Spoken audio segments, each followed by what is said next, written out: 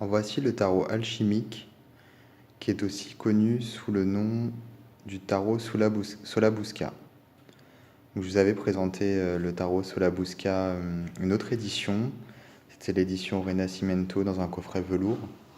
Ça, c'est une édition qui est beaucoup plus basique, puisque c'est une édition de chez Lo Scarabeo Fabri. Alors, il n'y a pas de livret d'instruction, il y a uniquement un livret de présentation, enfin une feuille de présentation, qui date donc une édition qui date de 2002. Alors, voici les cartes. Bon, alors déjà, avant de commencer, on peut voir qu'il y a un problème de découpe, puisque il y a des cartes qui n'ont pas le bourron. La plupart des cartes sont, voilà, arrondies, celle-ci non. Du coup, comme on peut le voir ici, il y a un problème de découpe. Donc ça, c'est un peu embêtant, mais bon. Donc le jeu en lui-même, le voici.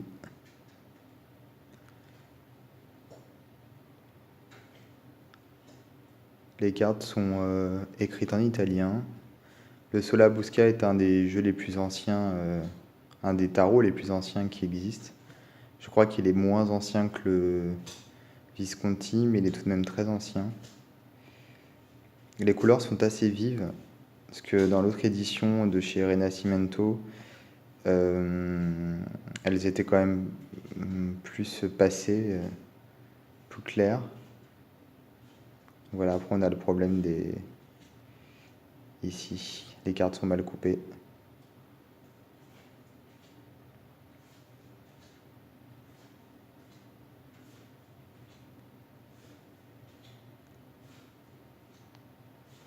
Alors les mineurs sont illustrés. Et là on a plusieurs langues, français, anglais, italien, etc.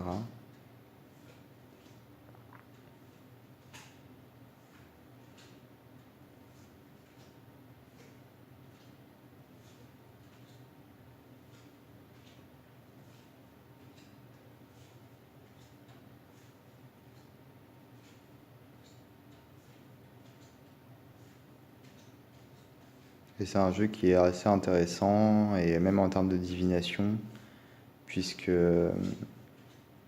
les cartes sont assez bien... Enfin, le sens des cartes correspond bien à la divination proposée, et ce qui rend la divination plus facile.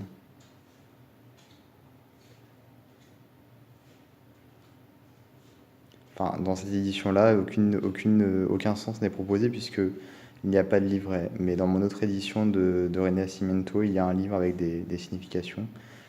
Et les cartes parlent d'elles-mêmes finalement,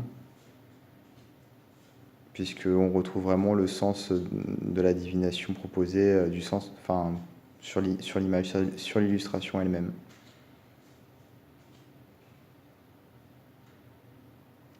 Les cartes sont de qualité assez, elles sont assez fines, puisque c'est une édition, comme je le disais, un peu bon marché, on va dire, même si c'est un jeu qui reste rare, puisqu'il a été très peu édité, d'une manière générale.